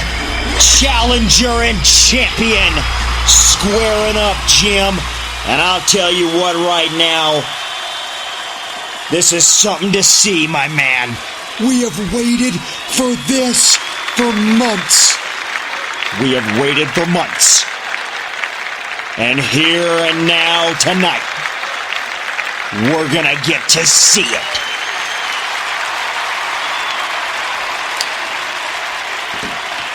All right, ladies and gentlemen, I got my boys here with me at ringside, man. Clinton, Johnny, it's main event time, man. Yes, it is, and this is gonna be a war. And I just want to take a little bit of time and say thank you to every performer tonight and every band. Nate Cook and the Heavy Buckets, my boy Marcelino, Tony Gebhard, A Lost Asylum, Question, John Dowling Jr., everybody who has had anything to do with this event and made this event what it was, thank you so much. And I second that. I say thank you to anybody involved. Oh, hell yeah.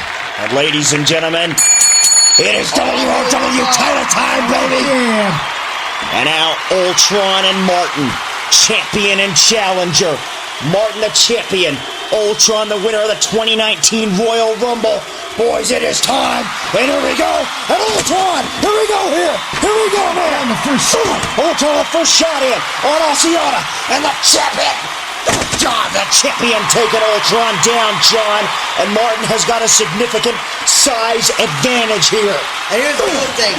Martin has got nothing to gain and everything to lose. Ultron has got nothing to lose and everything to gain here. Oh, Martin with big right hands. The proud Samoan champion. Ultron to his feet. Martin with a headbutt taking Ultron down again. And I'm going to tell you right now, this is it. This is the big one, John. This is for the championship. This is what Ultron has been waiting for since February of this year. Oh, damn right. Ultron to his feet here. Battling back up. Both men center of the ring as they start to chain wrestle at the beginning of this matchup here. Now Martin trying to take Ultron's legs after one right here. And Ultron, with a reversal. German suplex takes down the big Samoan here. And Ultron now. Ultron. Cover. First cover of the matchup. 1, 2. Oh, Martin kicks out. Martin kicking out here, and you're not going to get the champion like this, guys. Not this early in the bout, man. I'm going to tell you right now. No, you're not. Ultron on the right hands, trying to keep the big champion down, but Martin battles back up to his feet here. And with a thunderous right hand, sending Ultron down. And man, I gotta tell you right now, what an absolute jackass move by Polgor backstage. What the fuck was up with that? That's bullshit. And Martin backing Ultron into the corner. The 305-pound champion. Ultron smashed into that steel post. My God. Oh, my God. And I'm going to tell you right now, John, at Highway to Hell, Martin and the former EOW champion Blanca, they put on a hell of a clinic, man. Yes, they did. And Martin gets the knees up here. Ultron trying to duck underneath, but Martin running Ultron down, center of the ring. With Ultron, what I would do is I would start using my speed the first chance he gets. Oh, damn right. And now Martin. Because Martin's playing the right game. Power, and more power. Damn right. Martin dropping that 305-pound elbow into the gut. And here's the bad thing for Ultron. Number one, number two, no. Martin can do this all day long if he wants to. Oh, yeah, you damn right. And I'm going to tell you right now, both of these men, it is amazing to see where they have been, to see where they are now, guys. Ultron started in Fury as one half of the McIntosh brothers. Martin was also a tag team wrestler with Martin and Nando. And I'm going to tell you, boys, today they are champions. They are in the main event of the biggest show this business has to offer. Damn right. Now, Martin. Headbutting Ultron. Martin been dominating Ultron for the first part of this matchup here, guys. I'm going to tell you what, Ultron, he's got to get something. He's got to hit Martin, and he's got to hit him hard. Now Ultron trying to make it to the second rope here. Ultron going to the top rope here. The champion coming in to stop him there. Ultron dropping it out of the skull of Martin here. That's what he needs to do right there. That's what he's got to do there. And Ultron with a roll up. Hits the leg. No, not right now. Ultron, I'll tell you what, this has been one hell of an event. Cyborg and Flair, all the way back into catering. Clawman and Machine, T-Baby and Timmy capture the contract. So many matches tonight, John. Wall and Blanca. Oh my God. See, Ultron's got to do it. Ultron's got to do what Blanca tried to do. Ultron's got to keep Martin down in the mat. Damn right. Just beat the shit out of him. Damn right here.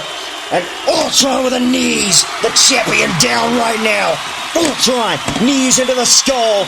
Martin rolling over, trying to get to his feet, and that may have been a mistake. Ultron, crossface on the champion.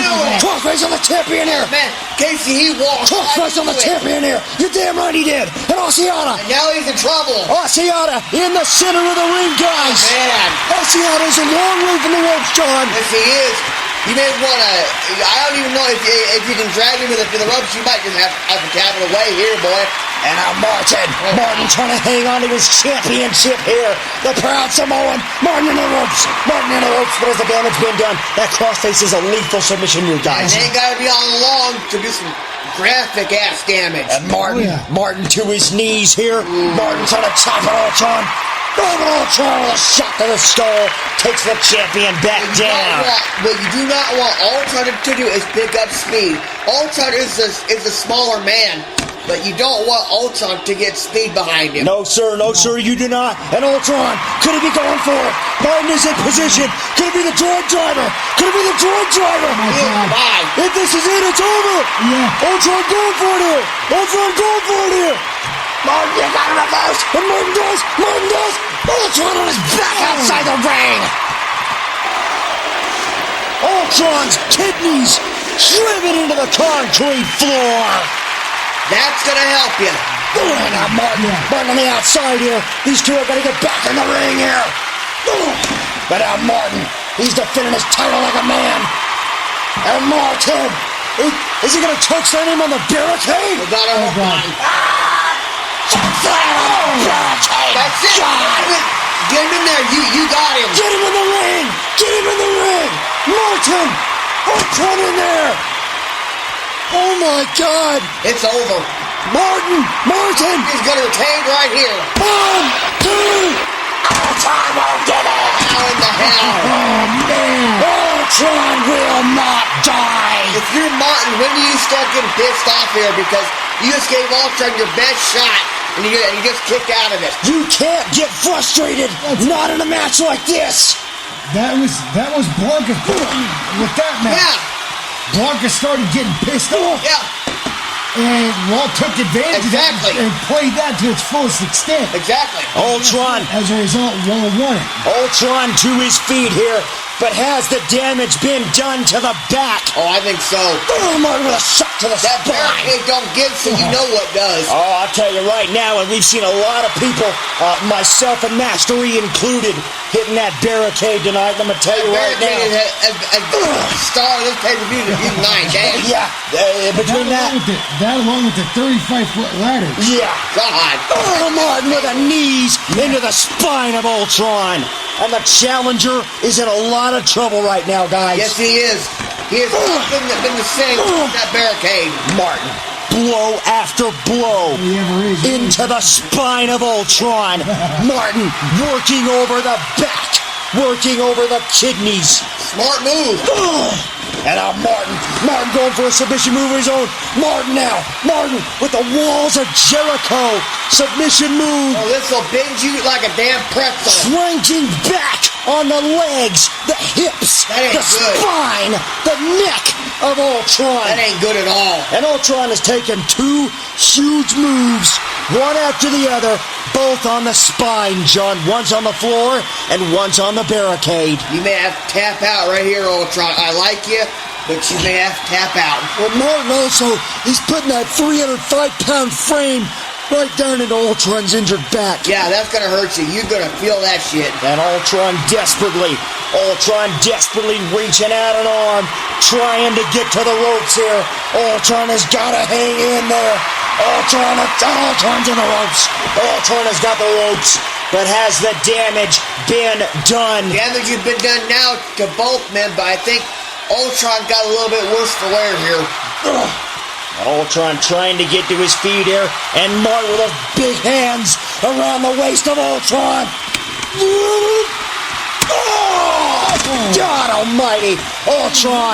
Ultron's jaw slammed into that ring post. Oh my God! Blood coming out of the mouth of Ultron now.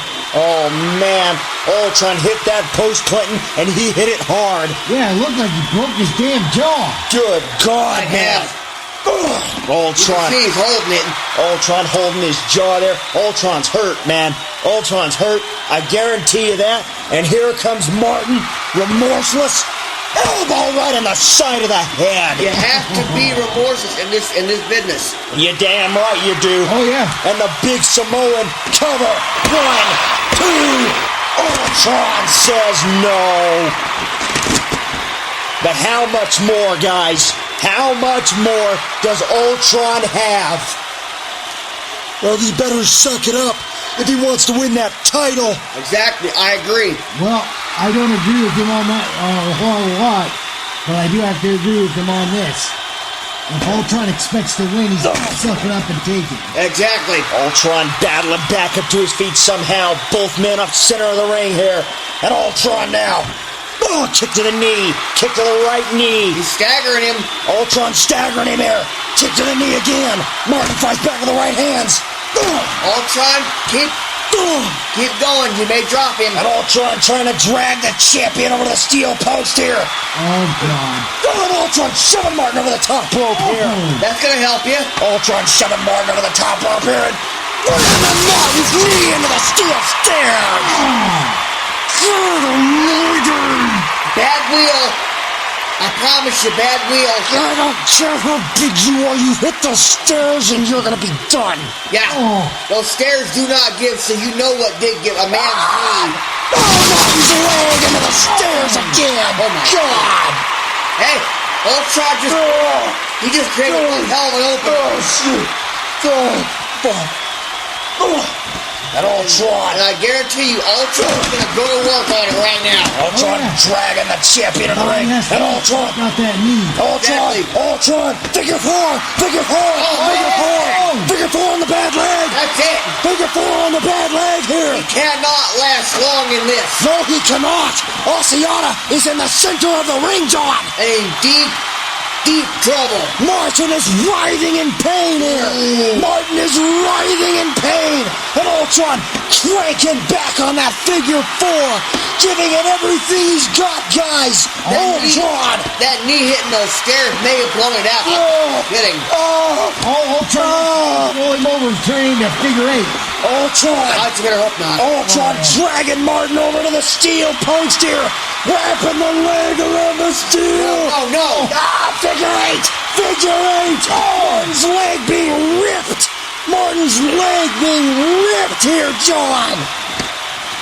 My God, Martin's in the ropes. Even if Martin out of it, what's it gonna do? Martin too close to the ropes here. Yeah, able to, and Martin trying to roll over. He got stand. Martin trying to roll over, and Ultron hooking that right leg again. Ankle lock. Man. Oh man, what a brilliant move by Ultron. Damn right. Ultron, ankle lock on Martin here, and Martin is in deep trouble, John. And he's got it on the bad leg. Focusing all the energy on the bad wheel. Ultron now. Oh, elbows into the knee. Elbow to the back of the knee. Oh God. And Ultron and now Martin into the ropes again, but my God. What does it matter? He can't stand it. Look at that. Martin trying to get to his knees here. Martin somehow to his feet, but I guarantee you... That knee is shaking. Oh, he's staggering. It wants to give out. Martin, the knee is trembling under Martin's weight here. Oh, man. And Ultron. Oh, shot to the back. Shot to the back, and Martin crumbles, man. Oh, yeah. That knee gave out. Yeah, and Ultron. You damn well that it was gonna.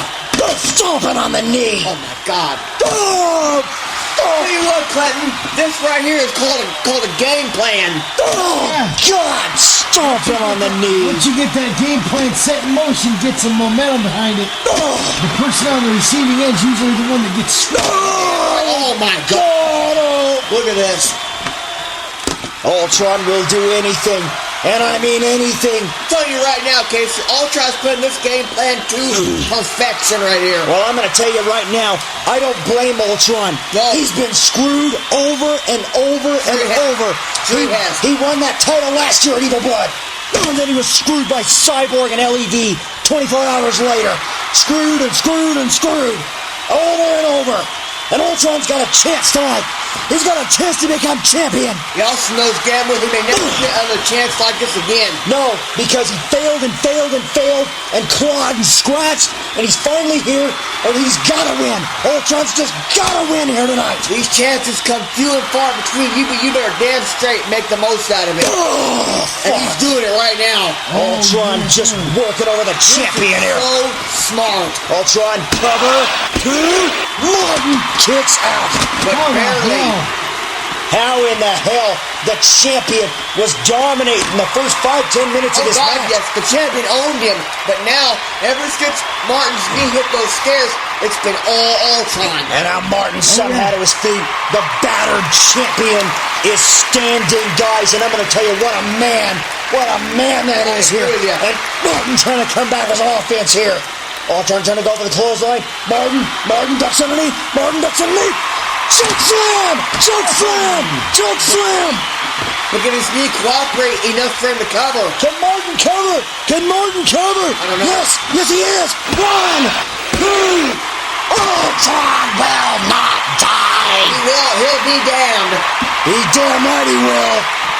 And Ultron to his feet. Ultron going for it here. Could it be? Yes! Drive driver! This is it! 1, 2, Oceana lives! Martin lives, guys! I thought he had it for surely. I did too! But Martin lives! But how much does he have left? It can't be much. It can't be much. Martin standing. I'm telling you right now, he was worked over for 5 fucking minutes straight or more. Yeah. Martin limping toward the ropes here. Limping badly. And Martin, you see that. And Ultron. And Martin's trying to hide it. I mean, you can tell he is. Martin better watch his ass. Ultron's coming right up on him. Ultron coming right up on him here. Ultron with a kick to the knee. Martin staggering. Martin leaning against the turnbuckle here. Those ropes are having to hold him up. Ultron with a shot to the knee again. Martin gritting his teeth in pain, but Martin is still standing. And I don't know how. Martin with power, with desperation. Martin, he even Ultron up on one leg. Jackhammer! Gonna do it. He's gonna obtain it right there. Martin, 1, 2. Wow. No, it is not going to happen right now. And now Martin. What more can he do? Ultron still down on the mat here. Martin. Sharpshooter to Ultron here. And Ultron is in the center of the ring. Ultron is in some serious trouble here. And now Martin now getting his right elbow. And Martin pushing his elbow into the jaw of Ultron. God. The one that he injured. damn right here. An Ultron. Look at Ultron. That hurts. Oh, man, the blood flowing from the mouth of the challenger. Ultron's hand going down one time. Oh, man, this is not good. Ultron's hand going down a second time. Ultron's hand going down a second time. Can he? Is he going to tap? One more time. And no, Ultron in the ropes. Ultron in the ropes. Wow. But all Martin has to do is slap that thing on him again. And Ultron trying to roll over here. Ultron trying to roll over. Oh, shot to the throat of Martin. And Martin is down. And Ultron, figure four again.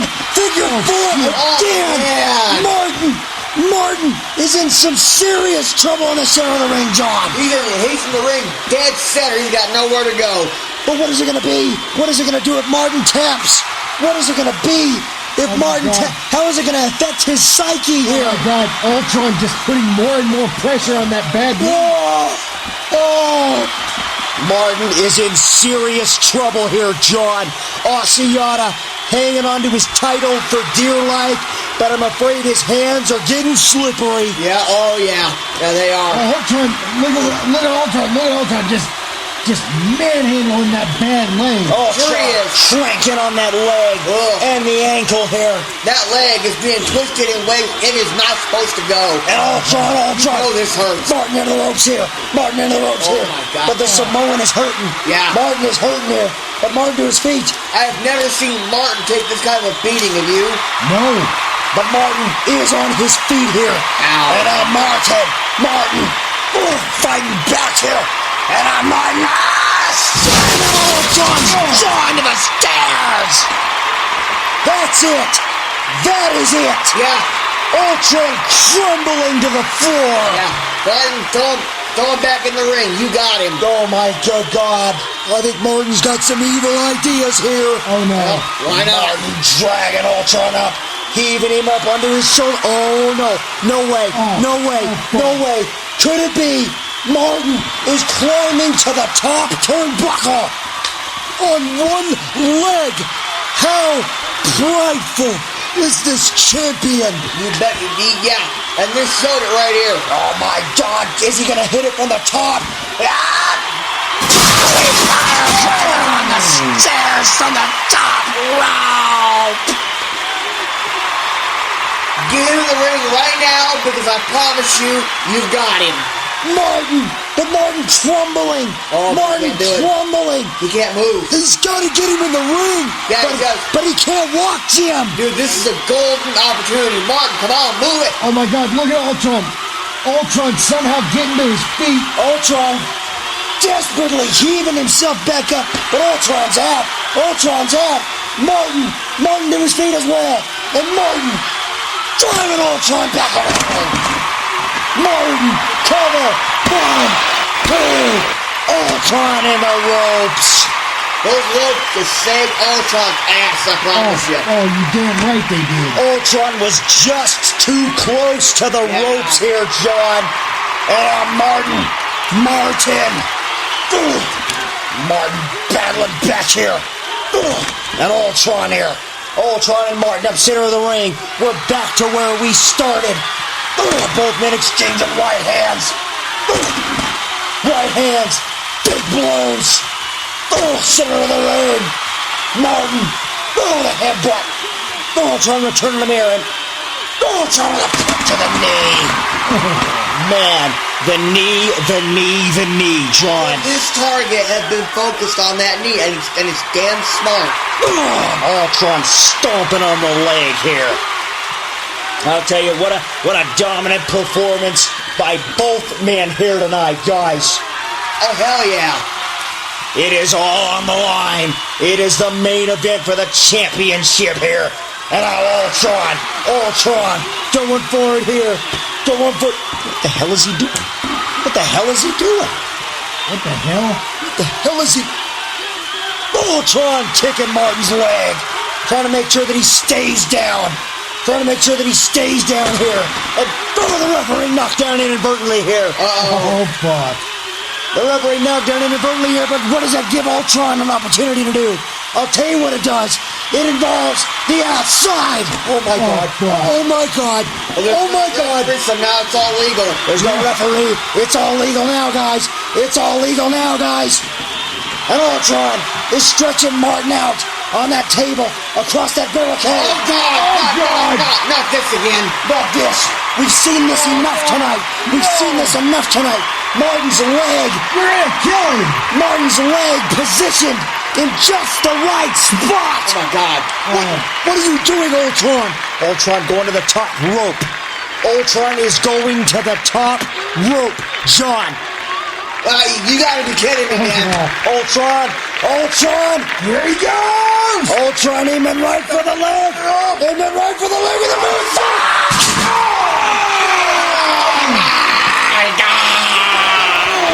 Right across the leg.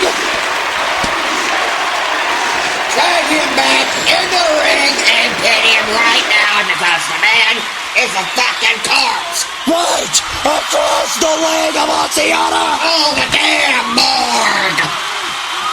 Martin rolling to the floor, holding his leg. Oh, man. Oh man, Ultron wants another kick for good measure. It looks. Oh, This is amazing. get him in the ring.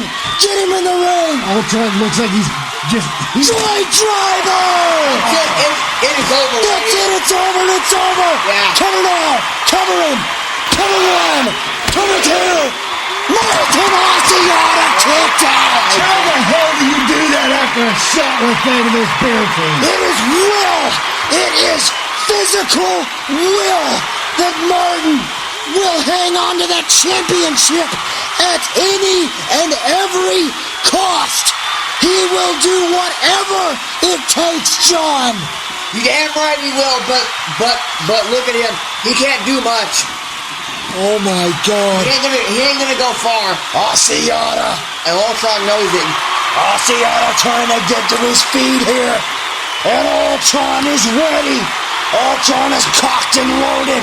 Martin. Oh, Martin gets into the elbow. And he's got Ultron. How is he doing this on that leg? I have no idea, man. Oh, Polly Pile Driver. Do it right there. Total. 1, 2. No. Not right now, says Ultron. My God. But these men have nothing left. No. There's no way. These men have nothing left. Martin slapping that leg, trying to stand, but Ultron is up first. I'm telling you right now, that knee's been blown. I guarantee it. Ultron is up first here. God. Martin rolling over. Oh my God. Martin's got nothing left. No. Martin's got nothing left. Oh no, it's over. Martin staring defiantly into the eyes of the challenger, into the eyes of his adversary, as Ultron heaves the champion up again for one last. Could it be? Oh no. Oh, Joy Driver! 1, 2, Ultron is champion! The winner of this match That was one hell of a fight. WOW World Heavyweight Champion.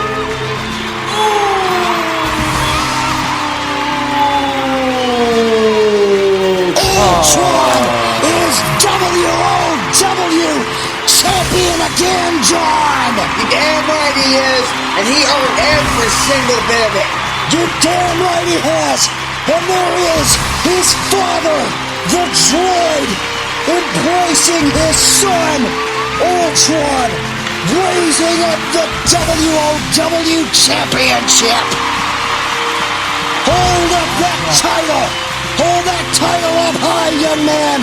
Because you, son, have earned it tonight!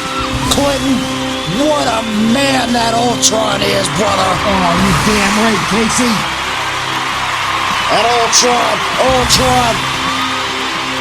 sportsmanship shown by the new champion, Martin to his feet, And these two warriors embracing in the center of the ring, John.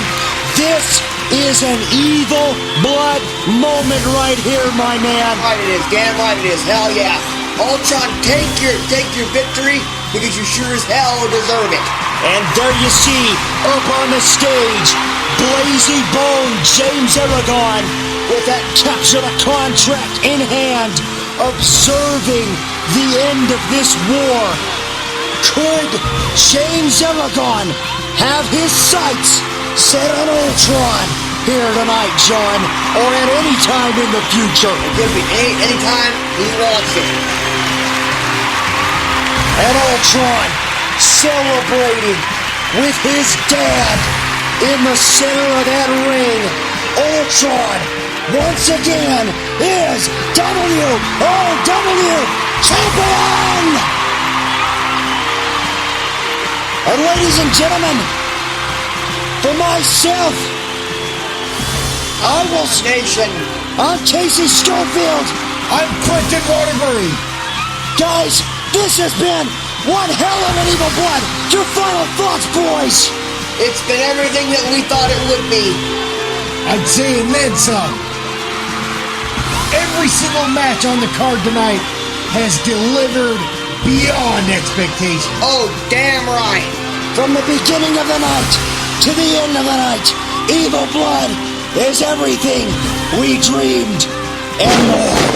Congratulations, Ultron!